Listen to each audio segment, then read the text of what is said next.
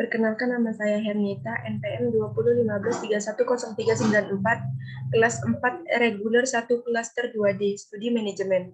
Saya akan mempresentasikan tugas saya. Yang pertama, materi 1, konsep umum kewirausahaan. Konsep kewirausahaan adalah suatu konsep yang perlu dipahami oleh para pengusaha agar dapat menjalankan usaha bisnisnya dengan baik. Konsep tersebut perlu dimiliki serta diterapkan oleh pengusaha agar bisa mencapai tujuan. Dalam kewirausahaan, ada beberapa hal yang perlu dipahami dan dimiliki oleh seorang pengusaha. Hal tersebut adalah konsep dasar kewirausahaan. Menurut Mardia DKK, dalam buku Kewirausahaan, berikut 2 konsep dasar kewirausahaan, yaitu sebagai berikut. Peluang adalah sebuah kesempatan yang dimiliki oleh semua orang yang mempunyai jiwa kreativitas dalam dirinya untuk memulai usaha. Peluang usaha dapat dimanfaatkan oleh orang demi mendapatkan tujuan dengan cara melakukan sebuah usaha yang akan memanfaatkan berbagai macam sumber daya yang akan dimiliki. Kemampuan menanggapi peluang. Kemampuan menanggapi peluang sendiri merupakan kemampuan seseorang dalam merespon peluang usaha yang ada dan ditanggapi dengan seperangkat tindakan-tindakan. Kemudian akan menghasilkan suatu usaha bisnis baru yang produktif dan motivatif, serta menjawab peluang usaha yang ada. 2. Kompetensi kewirausahaan. Kompetensi kewirausahaan dapat didefinisikan sebagai kompetensi yang melibatkan penciptaan, manajemen, dukungan, dan pengembangan ide-ide dari pengusaha secara konsekuen serta berorientasi ke pasar. Menurut Chandres dan Heck 1994, kompetensi kewirausahaan sebagai berikut.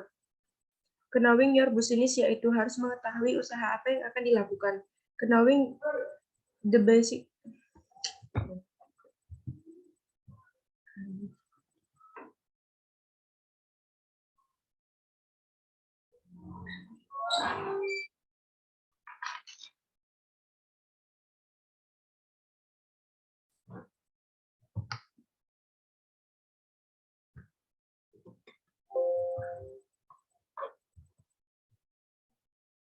Assalamualaikum warahmatullahi wabarakatuh. Perkenalkan, nama saya Hernita, NPM 2015310394, kelas 4 reguler 1 klaster 2D. Studi manajemen. Materi 1.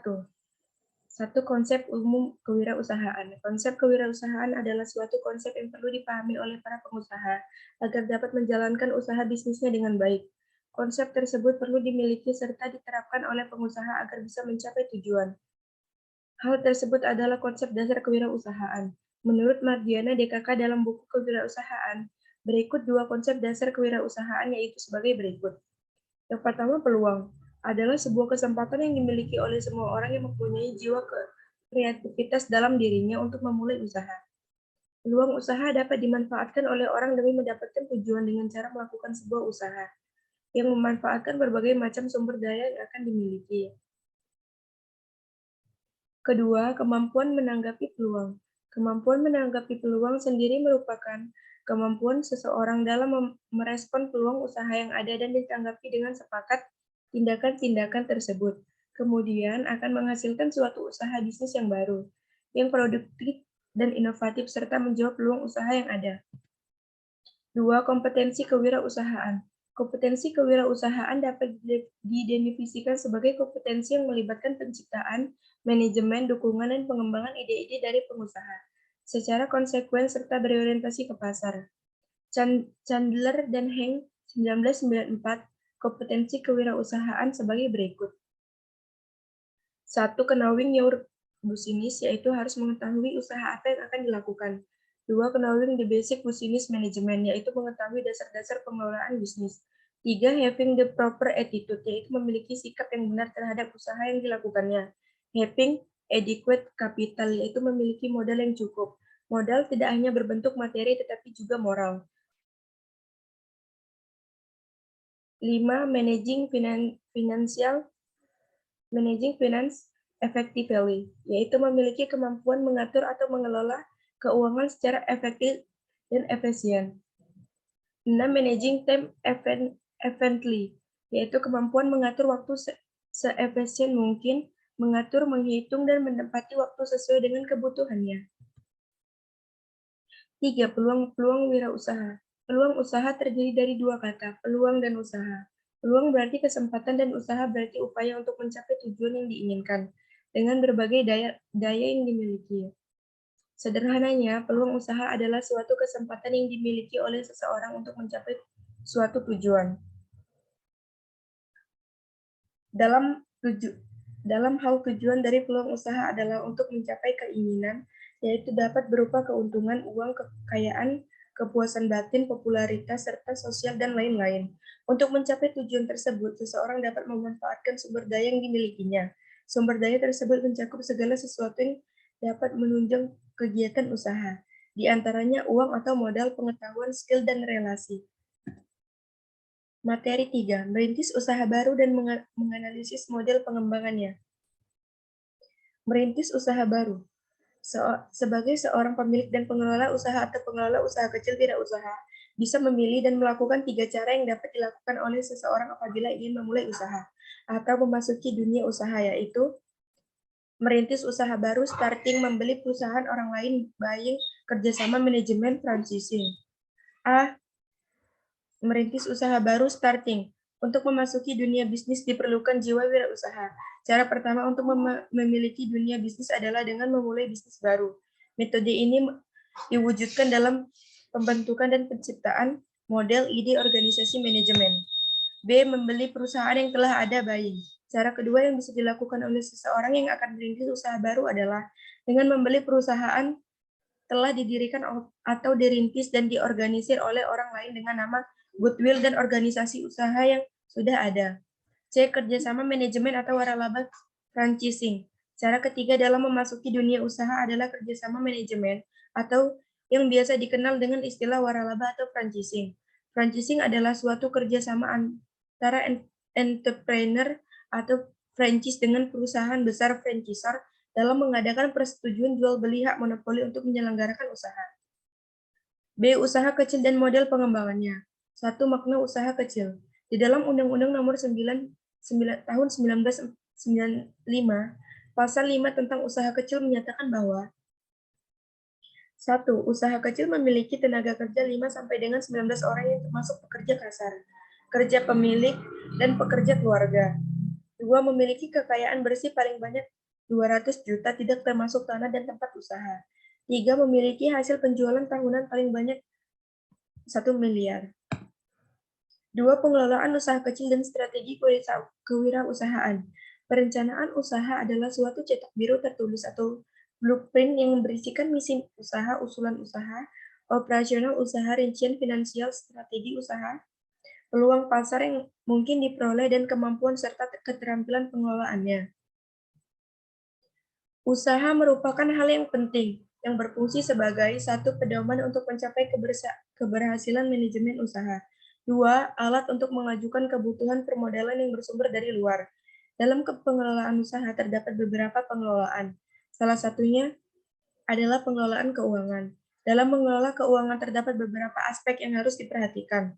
1. Sumber dana. 2. Rencana dan penggunaan dana. 3. Pengawasan atau pengendalian keuangan. Materi 4. Organisasi dan manajemen dalam mencapai tujuan organisasi yang berorientasi laba. Pengertian organisasi.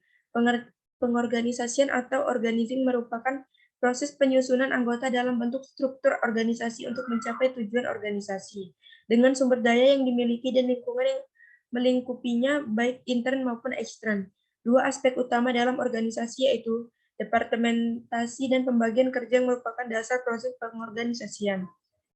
Menurut Profesor Dr. Sondang P. Siagian, organisasi adalah suatu bentuk persekutuan antara 2 orang atau lebih yang bekerja sama serta secara formal terikat dalam rangka pencapaian tujuan yang telah ditentukan, dan dalam ikatan itu terdapat seorang atau sekelompok orang yang disebut bawahan.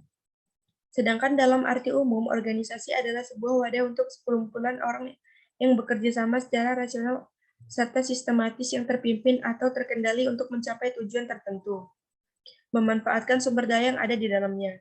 Organisasi dalam bentuk apapun akan selalu ditemui dalam kehidupan sehari-hari. B. Fungsi organisasi. Fungsi organisasi memberi arah dan aturan. serta pembagian kerja mengenai apa yang harus dan tidak boleh dilakukan oleh para anggota dalam organisasi. Fungsi organisasi selanjutnya adalah untuk meningkatkan keterampilan dan kemampuan anggota organisasi. Fungsi organisasi yang terakhir yakni memberikan pengetahuan, serta mencerdaskan setiap anggota organisasi. C. Unsur-unsur organisasi. Anggota organisasi yang terdiri dari pemimpin yang mengatur organisasi secara umum, manajer yang mengepalai unit tertentu sesuai fungsi bidang kerjanya, dan orang-orang yang bekerja di bawah manajer. Tujuan organisasi akan menjadi arah perjalanan organisasi dalam menentukan kegiatan yang dilakukan nantinya. Pengertian manajemen dalam organisasi. Menurut George R. Terry, organizational management adalah aktivitas perencanaan, planning, pengorganisasian, organizing, penggerakan, actualing, dan pengawasan controlling, di mana semua aktivitas tersebut bertujuan untuk mencapai target organisasi. Manajemen organisasi adalah proses untuk pengendalian yang dimulai dari perencanaan dan pengorganisasian terkait dengan sumber daya dalam suatu organisasi untuk mencapai tujuan organisasi yang bermacam-macam. Tujuan manajemen dalam organisasi adalah sebuah organisasi untuk mencapai apa yang diinginkan oleh organisasi tersebut dengan cara seefisien mungkin, sehingga dalam jangka panjang dapat menjamin profitabilitas organisasi tersebut. Manajemen yang efisien dan efektif menyatakan pada kondisi damai dan positif di perusahaan tempat kerja. Karyawan mengatasi tugas-tugas di dalam rentan waktu yang ditempatkan dan pegawai tetap loyal mengenai pekerjaan mereka dan tidak menjalankan pekerjaan sebagai paksaan. Fungsi manajemen organisasi. Mengutip dari buku Manajemen Organisasi, Teori dan Kasus 2019, kasus Andras Try Astuti, dan fungsi manajemen organisasi yaitu perencanaan, planning. Perencanaan adalah suatu paling utama dari manajemen organisasi. Perencanaan berarti membuat sasaran capaian tujuan, cara pengembangan dan pembentukannya. Pengorganisasian atau organizing. Organizing berkaitan dengan kemampuan dan sumber daya yang digunakan untuk mencapai tujuan organisasi. Kepegawaian atau staffing. Kepegawaian atau karyawan merupakan sumber daya terpenting dalam sebuah organisasi. Pengarahan directing. Pengarahan biasanya dilakukan oleh manajer. Pengawasan controlling. Pengawasan berarti manajer mengawasi bagaimana proses pelaksanaan kegiatan oleh pegawai. Materi 5. Konsep-konsep dasar sistem pengendalian manajemen dan batasan-batasan sistem pengendalian manajemen.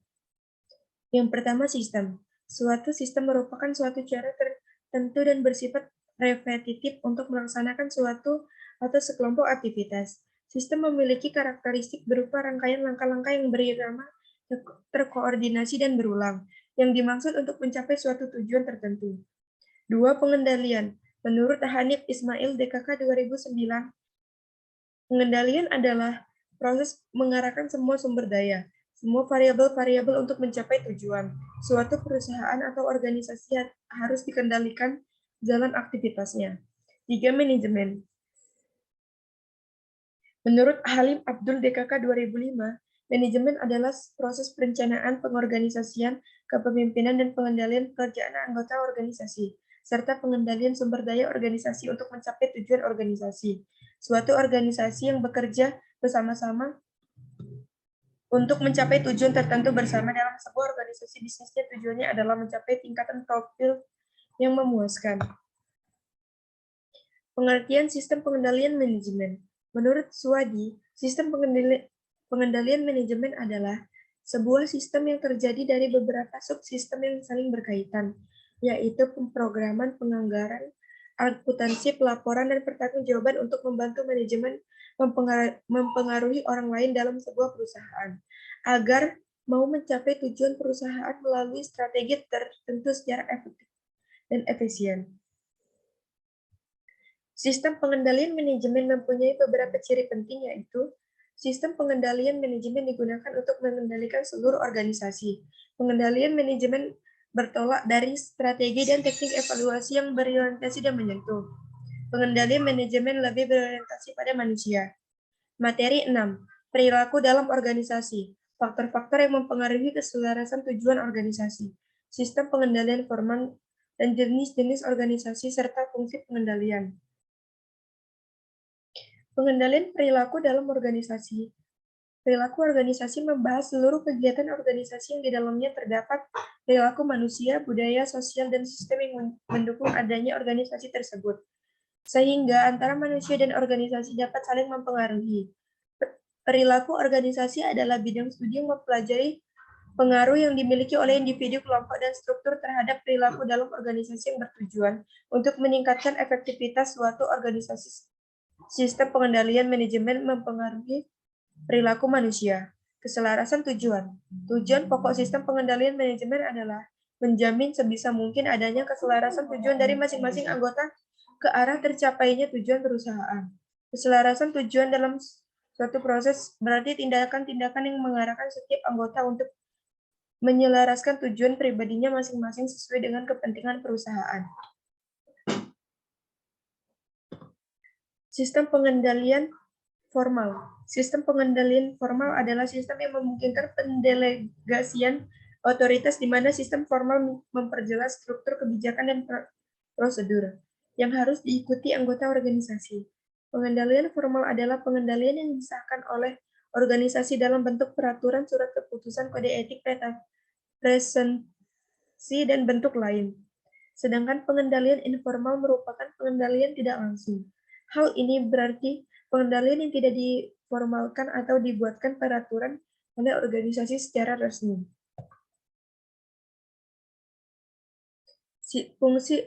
Fungsi sistem pengendalian. Sistem pengendalian manajemen digunakan sebagai salah satu usaha dalam bentuk sistematis yang digunakan sebuah perusahaan dalam mencapai tujuan yang ingin dicapai. Berikut beberapa fungsi dari adanya sistem pengendalian manajemen di dalam sebuah perusahaan maupun organisasi. 1. Melakukan perencanaan yang tepat untuk sebuah perusahaan. 2. Melakukan koordinasi yang tepat antar bagian. 3. Melakukan proses komunikasi informasi yang baik. 4. Mengambil sebuah keputusan akan suatu hal. 5. Memotivasi pekerja atau sumber daya manusia yang bekerja di sebuah perusahaan agar memiliki perilaku atau nilai dan norma yang sesuai terhadap tujuan perusahaan. Materi 7. Pusat tanggung jawab, pusat beban, pusat administratif dan pendukung, pusat penelitian dan pengembangan, serta pusat pemasaran. Pusat tanggung jawab.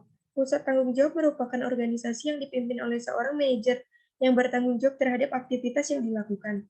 Pada hakikatnya, perusahaan merupakan sekumpulan pusat-pusat tanggung jawab yang masing-masing diwakili oleh sebuah kotak dalam bagan organisasi. Pusat-pusat tanggung jawab tersebut kemudian membentuk suatu hierarki. Pada tingkatan terendah adalah pusat untuk seksi-seksi pergerakan kerja dan unit organisasi kecil lainnya. Sifat pusat tanggung jawab.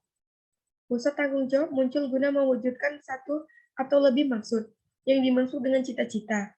Perusahaan secara memiliki cita-cita dan manajer senior menentukan sejumlah strategi untuk mencapai cita-cita tersebut. Pusat beban. Pusat beban adalah pusat tanggung jawab yang inputnya diukur secara moneter, namun outputnya tidak. Ada dua jenis umum dari pusat beban, yaitu pusat beban teknik dan pusat beban kebijakan. Pusat beban terdiri dari beberapa jenis, yaitu 1. Pusat beban teknik, 2. Pusat beban kebijakan. Di suatu pusat beban kebijakan, selisih antara anggaran dan biaya yang sesungguhnya bukanlah ukuran efisiensi. Pada hakikatnya, hal tersebut hanya merupakan selisih antara input yang dianggarkan dan input yang sesungguhnya, serta tidak mencakup nilai output. Pusat administratif dan pendukung. Pusat administratif meliputi manajemen senior korporat dan manajemen unit bisnis, serta para manajer unit-unit pendukung. Pusat pendukung merupakan unit-unit yang menyediakan layanan kepada pusat tanggung jawab. Pusat penelitian dan pengembangan. Pengendalian terhadap pusat penelitian dan pengembangan akan menjadikan kesulitan tersendiri, terutama kesulitan dalam menggunakan hasil yang diperoleh dengan input dan kurangnya keselarasan cita-cita. Pusat pemasaran. Aktivitas pemasaran adalah aktivitas-aktivitas yang dilakukan oleh perusahaan untuk memperoleh pesanan. Aktivitas-aktivitas ini meliputi uji pemasaran, pembentukan pelatihan, dan pengawasan terhadap tenaga penjualan, sales force, periklanan, dan promosi pengajuan yang seluruhnya memiliki karakteristik.